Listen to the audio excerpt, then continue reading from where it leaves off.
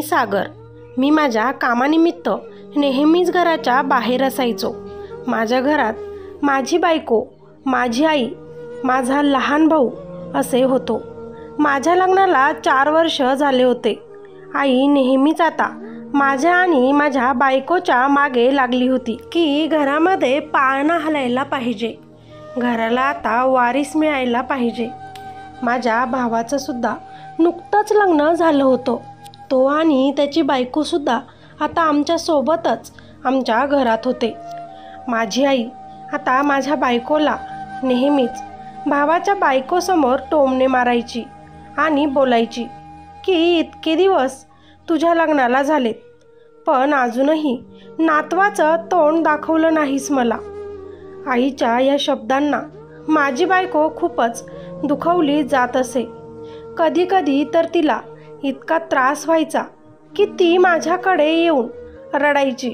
मी तिला तेव्हा समजावून सांगत असे की रडू नकोस, एक ना एक दिवस आपण आई वडील नक्कीच बनू आणि तू देवावर विश्वास ठेव फक्त. माझ्या बायकोमध्ये खूपच जीव होता आणि तिच्यासाठी मी काहीही करायला तयार होतो. पण घर हे पैशांवर चालतं ना, त्यासाठी काम तर करावंच लागतं आणि मी पण करायचो. माझा बिझनेस होता म्हणून मला नेहमीच बाहेर राहावं लागायचं. त्याच्यामुळे माझी बायको आता घरात एकटीच पडली होती. नेहमीच मी घराच्या बाहेर राहायला लागल्यामुळे माझ्या बायकोचं माझ्याकडे आता दुर्लक्ष व्हायला लागलं होतं. ती जास्त वेळ आता मला देत नसे. मी घरी गेल्यावर माझ्याजवळ जास्त राहत नव्हती. तिचं माझ्यासोबत बोलणंसुद्धा कमी व्हायला लागलं होतं. मला वाटलं मी खूपच बिझी झालो आहे, तिच्याकडे लक्ष देत नाही. त्यात आई पण तिला नेहमीच टोमणे मारत असते, रागवत असते. म्हणून माझी बायको माझ्यावर नाराज असेल. तिचंही मन त्या गोष्टीनं दुखलं होतं आणि म्हणूनच तिची नाराजगी दूर करण्यासाठी मी सुट्टी घेऊन तिच्याजवळ आज राहायचं ठरवलं होतं. तिला प्रेम द्यायचं ठरवलं होतं.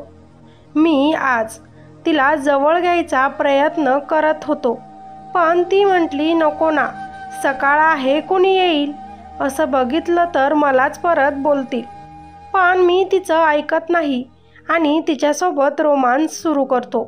तितक्यातच माझ्या आईचा आवाज येतो आणि मलाही एक फोन येतो.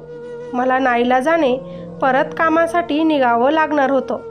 मी जातोय हे ऐकून माझी बायको परत नाराज होते. मी तिच्याकडे काही पैसे देतो आणि तिला बोलतो मी 15 दिवसांत परत येतो, काळजी करू नको आणि टेन्शनसुद्धा घेऊ नकोस कुणाचेच. आता रूमच्या बाहेर जाताना तिला सांगतो की मला तुझी मानसिक स्थिती समजत आहे ग, पण आपल्यासाठीच मी काम करत आहे ना, मजबुरी आहे, जावं तर लागेल. ती मान हलवत मला ओके बोलते आणि माझी बॅग घेऊन मला बाहेर सोडायला येते. पण आई सारखंच माझ्या बायकोला उठता बसता टोमणे देत असते. मला नातवाचं तोंड दाखव आधी, नुसते नवऱ्याच्या मागे पुढे फिरू नकोस. पण मी आईला शांत करत असे आणि सांगत असे की होईल एक दिवस, तूही आजी, इतकी काय घाई. तेव्हा मजाकमध्ये तो विषय मागे पडला जात असे. माझा भाऊ, त्याचं लग्न झालं होतं तरी नेहमीच माझ्या बायकोकडे बघत असायचा. त्याला ती आवडायची आणि म्हणूनच तो माझ्या आईच्या बोलण्यापासून तिला नेहमीच वाचवायचा. एक दिवस माझी बायको आंघोळ करून आली होती. आई बाहेर तिला आवाज देत होती. ती बाहेर येत नव्हती म्हणून माझ्या आईनं माझ्या भावाला तिला बोलवायला आमच्या रूममध्ये पाठवलं. माझा भाऊ माझ्या रूममध्ये गेला. माझ्या बायकोला असं ओल्या केसात बघून आणि तिचं ते सौंदर्य बघून तो तिच्या प्रेमातच पडला आणि लगेचच दरवाजा लावून मागूनच तिला त्यानं मिठी मारली. माझी बायको घाबरूनच मागे बघून तुम्ही काय करत आहे इथं, त्याला विचारते. तेव्हा माझा भाऊ लाडात येत तिला बोलतो माझ्या वहिनीवर प्रेम करत आहे. तुम्ही खूपच छान दिसत आहे वहिनी, आय लव्ह यू. माझी बायको त्याला बोलते प्रेम करता तर मग लग्न का केलंस तुम्ही? तो लगेचच तिला बोलतो, आईसाठी. तिला तुमच्याकडून नातू हवा होता, जो मिळाला नाही, म्हणून माझं लग्न केलं तिनं. मग द्या ना त्यांना खुशखबरी तुम्ही. इथे काय करताय? तुमच्या बायकोकडे जा. हे चुकीचं आहे. मी तुमच्या भावाची बायको आहे. तेव्हा माझा भाऊ म्हणतो की त्या भावाची बायको जो तुम्हाला वेळ देत नाही, सततच तो घराबाहेर तुम्हाला सोडून राहतो. आता माझी बायको शांत बसते. माझा भाऊ तिला स्वतःच्या बाजूनं करण्यासाठी माझ्याबद्दल बरंच काही नकारात्मक तिच्यासोबत बोलतो.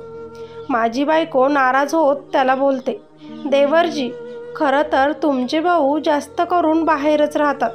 मला टाईम देत नाही. आमच्यात तर आता प्रेम पण कमी होतंय असं वाटत आहे मला. मी कशी काय सासूबाईंची इच्छा पूर्ण करू शकते? तुम्हीच सांगा. मूल होऊ देणं फक्त आईच्या हातात असते का? त्यासाठी तर नवऱ्यानं पण प्रेम करायला हवे ना. आणि असं पण नाही की आम्ही प्रयत्न केले नाही, पण नाही होत बाळ, मला नाही राहत दिवस. काय करू मी? तेव्हा माझा भाऊ तिला धीर देत बोलतो, एक काम करता येईल वहिनी, जर तुमची हरकत नसेल तर. त्याने तुम्ही आई पण होऊ शकतात आणि तुमचा एकटेपणा पण दूर होईल. माझी बायको लगेचच त्याला म्हणते, मी आई बनण्यासाठी काही पण करू शकते. तेव्हा माझा भाऊ तिला बोलतो, मी तुमच्यासोबत टाईम घालवू शकतो. आपण सोबत राहू, प्रेम करू, मग बघा सगळं कसं ठीक होईल. बायकोने आधी या गोष्टीला नकार दिला. चुकीचं आहे हे पण बोलली, पण त्याच्या असं जवळ येण्यानं कुठंतरी ती पघळली आणि त्यानंतर माझ्या बायकोचे आणि माझ्या भावाचे शारीरिक संबंध पडायला सुरुवात झाली. आता ती खूपच खुश राहायला लागली होती. स्वतःकडे ती लक्ष द्यायला लागली होती. माझा भाऊ आणि ती आता प्रेमात होते. इतक्या दिवसांनी जरी मी घरी गेलो तरी आता ती माझ्याकडे जास्त लक्ष देत नव्हती. मी तिच्या जवळ गेलो तरी आता तिचं माझ्याकडे आकर्षण नसे, कारण आता तिचा जीव माझ्या भावामध्ये गुंतला होता. दोघंही रात्री सगळे झोपले की एकत्र भेटायचे, बोलायचे, प्रेम करायचे. मी माझ्या कामासाठी कधी बाहेर जाईल याची ते वाट बघायचे. मी मात्र डोळे झाकून बायकोवर विश्वास ठेवून होतो. माझ्या भावावर पण माझा खूपच जीव होता. त्याचं लग्न नवीनच झालंय, त्याला कामाचा लोड नको म्हणून सगळा भार मी एकटा उचलत होतो. आणि त्याच भावाने माझ्या बायकोवर नजर ठेवून तिला पूर्णपणे त्याची बनवली होती. माझ्या डोळ्यासमोर हे सगळं चालू होतं, तरीही कधीच मला संशय आला नाही की मी कधी त्यांच्या नात्यावर डाऊटही घेतला नाही. पण ही गोष्ट माझ्या भावाच्या बायकोच्या लक्षात आली होती. आपला नवरा आपल्यापेक्षा त्याच्या वहिनीची किती काळजी घेतो हे तिला खटकत होतं. म्हणून तिनं माझ्या आईला सांगण्याचा प्रयत्न केला. तुमचा लहान मुलगा आणि तुमची मोठी सून दोघं पण एकामेकांसोबत कसे वागतात ते सांगितलं. पण माझी आई तिलाच रागवायला लागली. तुझा काहीतरी गैरसमज होत आहे. माझी सून आणि मुलगा असं करणार नाही असं ती बोलली. आता तर माझा भाऊ रोजच संध्याकाळी त्याची बायको झोपल्यानंतर माझ्या रूममध्ये येऊन माझ्या बायकोबरोबर प्रेम करायचा. दोघं पण एकामेकांसोबत प्रेमाचे बोल बोलायचे, स्वप्न बघायचे. असेच दिवस जात होते. त्यांच्याबद्दल अजून पण कुणालाच काहीच समजले नव्हते. एक दिवस रात्री माझा भाऊ माझ्या बायकोच्या रूममध्ये आला. त्याचवेळी माझ्या आईनं त्याला माझ्या बायकोच्या रूममध्ये जाताना बघितलं आणि ती पण त्याच्या मागे आली. माझी बायको खूप रडत होती. माझ्या भावाला मिठी मारत होती आणि त्याला सांगत होती, देवरजी, मी आई बनणार आहे. मी गरोदर आहे, पण हे बाळ तुमच्या भावाचं नसून तुमचं आहे. तुम्ही माझ्या बाळाचे बाबा आहात.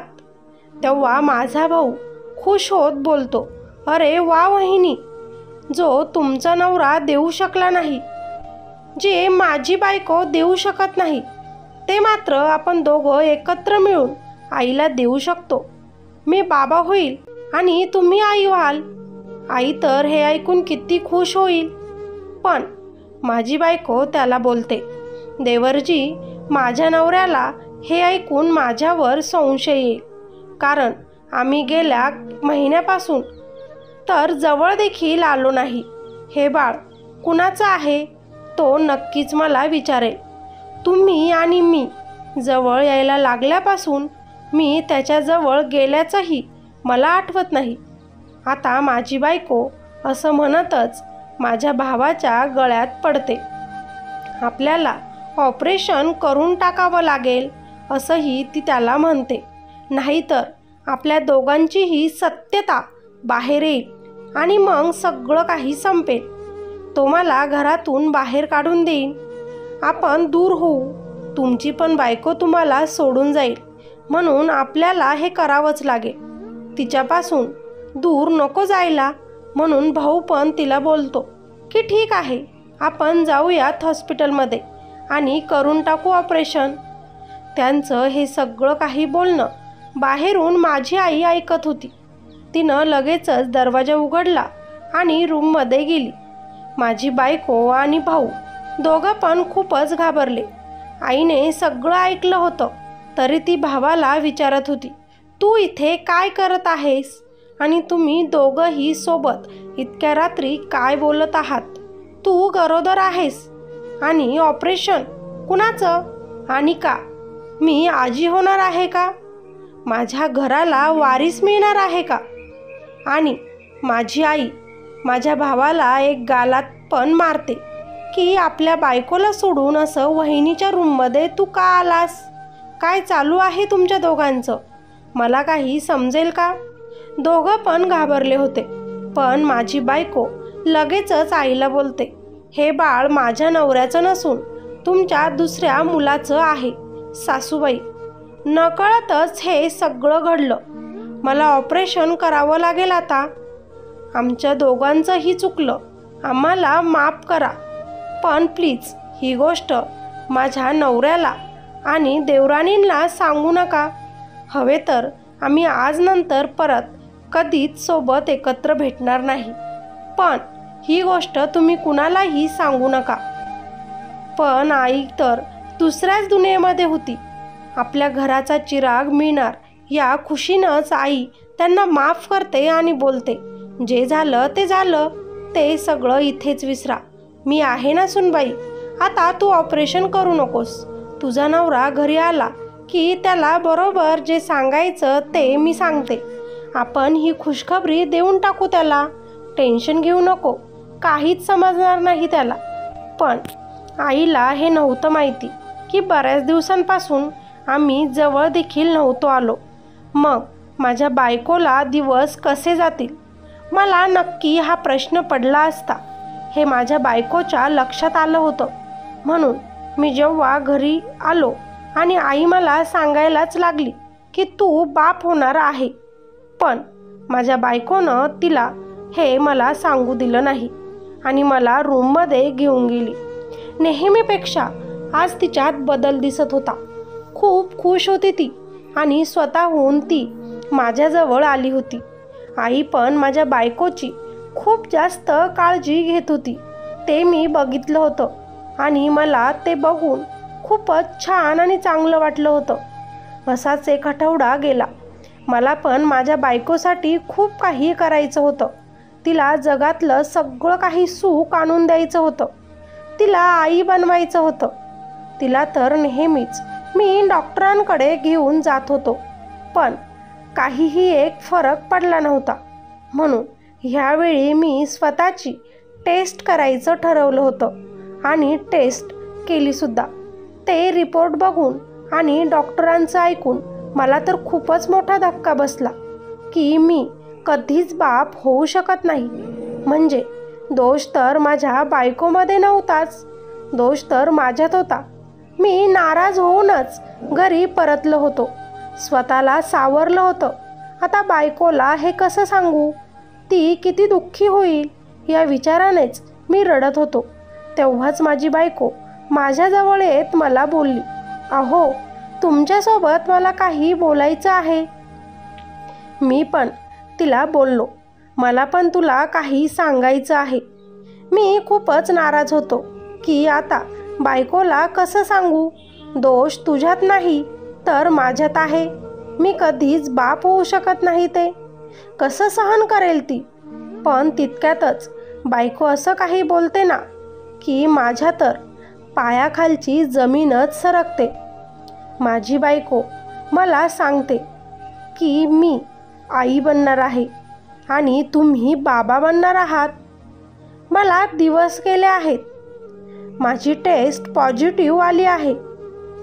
पण हे कसं काय शक्य होतं जर मी बापच होऊ शकत नव्हतो तर. मग माझ्या बायकोला दिवस कसे गेले मी विचारच करत होतो. माझे डोके विचार करून जड पडले होते. तोच माझी बायको मला विचारते की आता सांगा तुम्ही, तुम्हाला काय सांगायचं होतं मला ते. मी काही नाही, सांगतो नंतर असं बोलून तिथून रागानेच निघून जातो. दुसऱ्या दिवशी बघतो तर माझी आई आता माझ्या बायकोची खूपच काळजी घेत होती. तिला काहीच काम करू देत नव्हती आणि भावाच्या बायकोला ती टोमणे मारत होती. माझ्या बायकोची काळजी घे असं सांगत होती. मी विचार करत होतो की आईला कसं सांगू. तिच्या पोटातील मूल आपलं नाही, ते माझे नाही, दुसऱ्याच कुणाचं तरी रक्त आहे ते. पण कसं सांगू, कुठून सुरू करू हे मला कळत नव्हतं. मी आता खूपच नाराज राहायला लागलो होतो. तितक्यातच माझा भाऊ माझ्याजवळ येत मला बोलतो, दादा, आता तू बाबा बनणार म्हटल्यावर मी पण तर छोटा बाबा बनेल त्या येणाऱ्या बाळाचा. तुझं बाळ ते माझं बाळ होईल. तो माझ्या बायकोकडे अश्लील बघत बघत बोलत होता. पण मला त्याचं ते बोलणं सहन झालं नाही. मला वाटलं की आता सगळेच या पोटातल्या बाळासोबत स्वतःचे नाते जोडत आहे, जे बाळ आमचं नाही. मला सांगून टाकावं लागेल की हे आपलं बाळ नाही. मी तर कधी बापच होणार नाही. मी तर आता मनातून पूर्ण तुटून गेलो होतो की माझ्या बायकोनं मला इतका मोठा धोका दिला होता. ती आता माझ्याजवळ यायची, माझ्या खूप पुढे पुढे करायची, माझ्यावर प्रेमही करायची. पण मला तिच्या सहवासाची सुद्धा आता तिरस्कार वाटत होता. मी विचार करत असे की मी इथे नसताना कुठे तोंड काळे करून आली असेल ही, आणि त्याच व्यक्तीची निशाणी हे बाळ पोटात घेऊन इथे घरात फिरत आहे. मी खूप हिम्मत करूनच एक निर्णय घेतला की तिचं ऑपरेशन आता करून टाकू. आणि हेच सगळं सांगायला मी माझ्या आईकडे आलो. आधी तर आई माझ्याकडे नीट लक्ष देतच नव्हती, कारण तिला तर आधीच सगळं काही माहिती होतं. मी बाप होऊ शकत नाही कधीच. डॉक्टरांची फाईल घेऊन आईपुढे धरून मी आईला बोललो की आई, माझी बायको आई कसं काय झाली जर मी बापच होऊ शकत नाही तर.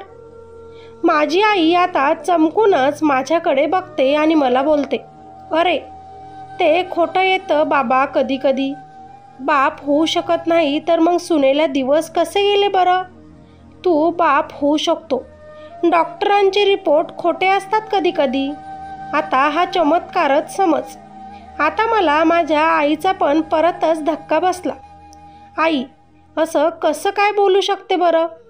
दुसऱ्या कुणाचं बाळ मी कसं माझं आहे असं बोलू शकतो. रिपोर्ट खोटे नसतात.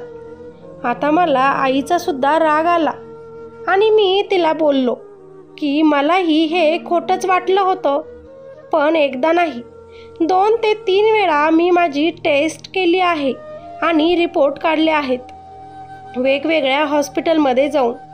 मी कधीच बाप होऊ शकत नाही हेच सगळ्यांनी सांगितलं. हे खोटं नाही.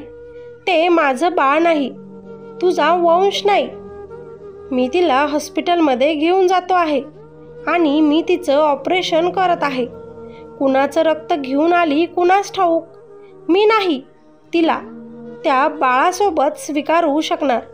नाहीतर मी तलाक घेईन. मी तिच्यासोबत राहूच शकणार नाही. मी जातो घेऊन तिला हॉस्पिटलला.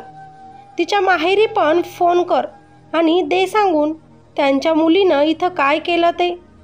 तेच माझी आई बोलली. कुणा दुसऱ्याचं रक्त नाही आहे ते, आपल्याच घराचा चिराग आहे ते येणारं बाळ.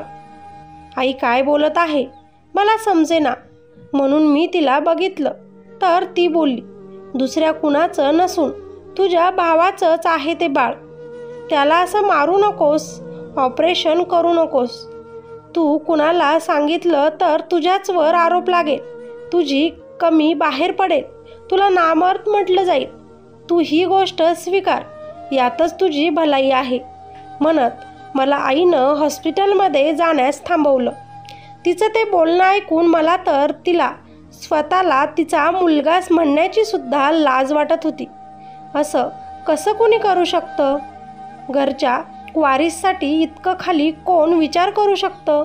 माझ्यासोबत इतका मोठा धोका, ते पण माझ्याच बायकोने आणि माझ्याच सख्या भावाने. आईचे बोलणे ऐकून मी खूपच टेन्शनमध्ये होतो, पण बायकोला अजूनही काही बोललो नव्हतो. तेच एक दिवस माझी बायको किचनमध्ये असताना माझा भाऊ किचनमध्ये जातच तिला बोलतो, किती दिवस झालेत वहिनी आपण जवळ आलो नाही. त्यात दादा तर जात पण नाही आहे कामाला आता, आणि माझी बायको तर मला आधीपासूनच आवडत नाही. तेव्हा माझी बायको त्याला बोलते, देवरजी तुम्हाला कंट्रोल करावं लागेल काही दिवस, नाही तर आपलं भांडं फुटे, तर मग काहीच होऊ शकणार नाही. आपण परत भेटूही शकत नाही. थोडे दिवस ॲडजस्ट करा तुमच्या त्या बायकोसोबत. तितक्यातच माझ्या भावाच्या बायकोने ते त्यांचं सगळं काही बोलणं ऐकलं आणि तिनं लगेचच ओरडायला सुरू केलं. मी तर सगळं काही बघत होतो, पण आईमुळे स्वतःवर कंट्रोल करून बसलो होतो. पण तिनं स्वतःला कंट्रोल न करता माझ्याजवळ येत मला बोलली, दादा मला तुम्हाला काही सांगायचं आहे. बऱ्याच दिवसांपासून मी काही बघत आहे, पण तरीही शांत आहे. पण बस आज बोलणार. तोच तिचा नवरा तिला अडवत होता, पण तिनं काहीच न ऐकता मला सांगितलं की तुमची बायको तुम्हाला धोका देत आहे. तिचे माझ्या नवऱ्यासोबत अनैतिक संबंध आहेत. तिचे बोलणे ऐकून तर माझी बायको माझ्याजवळ येऊन दिखावा करतच बोलत होती की सागर ही खोटं बोलते आहे. मी तुमच्यावर किती प्रेम करते तुम्हालाही माहिती आहे ना. तिचे ते डोळ्यातले पाणी बघून पण मला आज तिच्या बोलण्याचं काहीच वाटलं नाही. मी विचार केला, माझ्या भावाची बायको एक स्त्री असून आवाज उठवत आहे आणि मी सगळं काही मला माहिती असूनही असं शांत उभा आहे. मी पण आवाज उठवायला पाहिजे.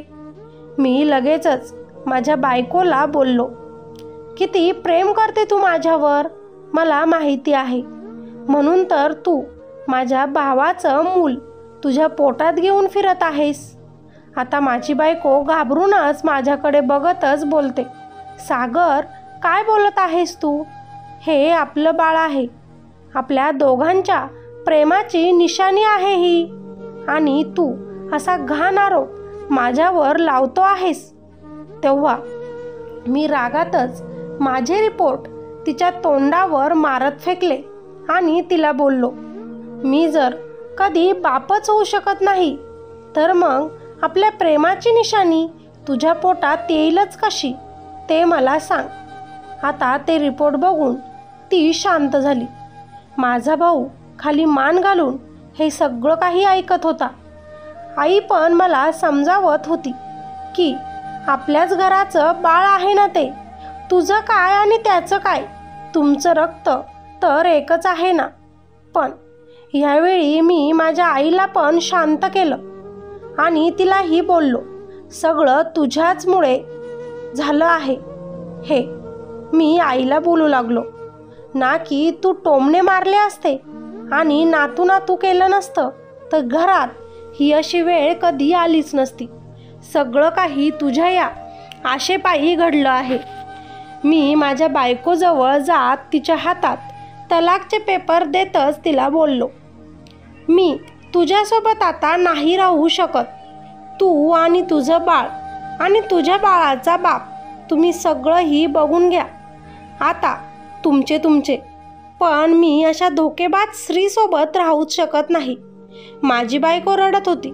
मला क्षमा करा असं म्हणत होती. मला तलाक देऊ नका म्हणत होती. पण मी तर ते तलाकचे पेपर तेव्हाच तयार केले होते जेव्हा मला कळालं की मी बाप होऊ शकत नाही आणि बायको मला धोका देत आहे तेव्हा. माझ्या भावाच्या बायकोचे माहेरचे लोक खूप मोठे राजकारणी होते, म्हणून माझा भाऊ त्याच्या बायकोला सोडू शकणार नव्हता आणि त्याची बायको त्याच्या प्रेमात होती. आणि जर त्यानं तिला सोडलं असतं तर तिच्या माहेरच्या लोकांनी माझ्या भावाला सोडलं नसतं. म्हणून त्यानं आपली बाजू सरकती केली आणि वगळली आणि सगळा काही दोष माझ्या बायकोवर लावून दिला की वहिनी मला बळजबरी करत होत्या. त्यांनी माझा फायदा घेतला आहे, माझ्या भोळेपणाचा फायदा घेतला आहे. तुला माहिती आहे ना मी कसा आहे ते. दादा, तू नसताना त्यांना तुझी आठवण येत होती आणि म्हणूनच त्यांनी मला तू समजून सगळं काही प्रेम माझ्याकडून घेतलं. माझी यात काहीही एक चूक नाही. माझ्या भावानी अगदी सहज सगळं तिच्यावर ढकलून दिलं. आता मात्र माझ्या बायकोचे चांगलेच डोळे उघडले होते, पण ती आता काहीच करू शकत नव्हती. मला माहिती आहे त्या पोटातल्या वाढणाऱ्या बाळाची यामध्ये काहीही एक चूक नाही. पण चूक तर माझ्या बायकोची होती ना, की जिनं मला धोका दिला होता, माझ्या विश्वासाचा घात केला होता. मी तर सगळं काही तिच्याचसाठी करत होतो ना. मग तिने का असं केलं की ज्यानं आमचा संसार उद्ध्वस्त झाला. म्हणून आता तिच्यासोबत मला 1 मिनिट पण राहायची इच्छा नव्हती. मी पूर्ण घर सांभाळत होतो, घराचा खर्चही पूर्ण मीच करत होतो. म्हणून आजही ते सगळं माझंच होतं आणि माझंच राहील. मी तिला माफ न करता, आईचं काहीच न ऐकून घेता माझ्या बायकोला घरातून बाहेर काढून दिलं. माझी आई मला समजावत होती. मी तिला पण बोललो, तुला जायचं असेल तिच्यासोबत तर तू पण जा.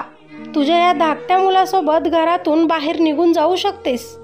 मी माझ्या भावाला पण घरातून बाहेर काढण्याचा निर्णय घेतला. तोही मला क्षमा कर म्हणत होता, पण त्याची ही चूक नव्हती का? मग एकालाच का शिक्षा द्यायची?